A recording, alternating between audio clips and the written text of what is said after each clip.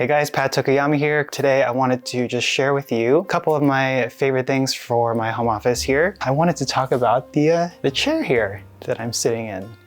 So this is a really great chair. If you haven't heard of Herman Miller before, they're one of the more well-known office chairs. So I didn't really know it was a thing.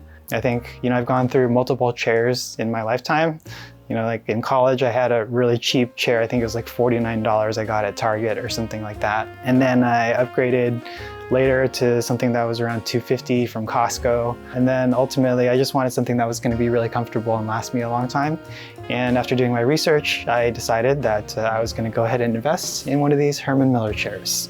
And I actually had a chance to sit on one of these in one of my old jobs. We had these at the office, so I knew what to expect.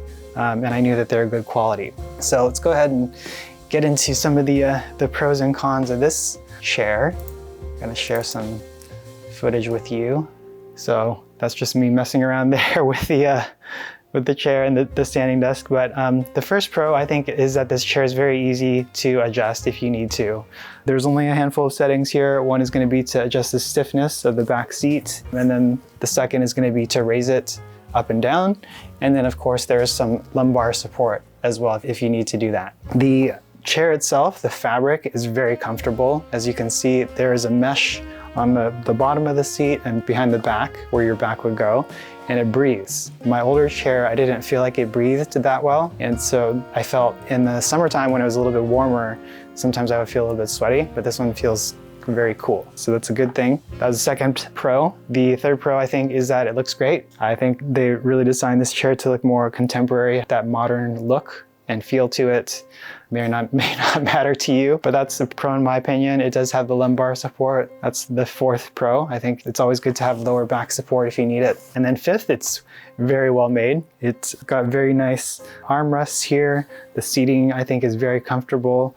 The seating, the plastic part that goes around it is also very hard. It's a very hard plastic as well. Pushing back against the seat, it doesn't feel like you're going to tip over or break anything. It's very sturdy and feels well made. And then I think the sixth pro is that it has wheels. So it's very easy to push around. I'm in carpet here, and I know some people may choose to get a chair mat, which is hard plastic that helps you to roll the chair easily, but I don't really like those.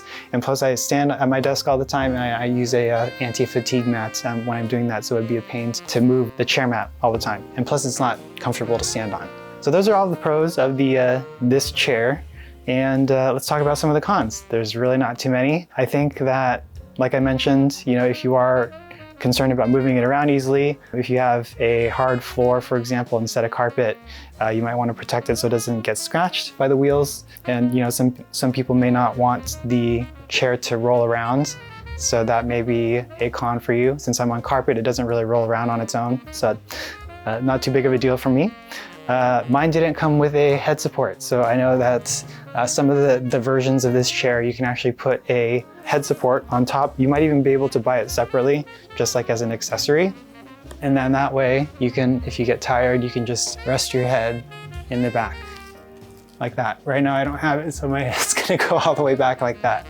But if you want to recline, that would have been nice to have. Third con is that if you want to recline, you do need to exert continuous pressure. It's not going to be like a traditional recliner, maybe from like a Lazy Boy, where you're actually going to be able to just stay in that position. You actually need to keep pushing with either your weight or your legs back to stay back. So those are a few of the cons that I've come up with, the pros and cons there, since I've had this chair for several years now. Hopefully this is helpful for you, and I think that's going to be it. Thanks for watching. See you guys in my next video.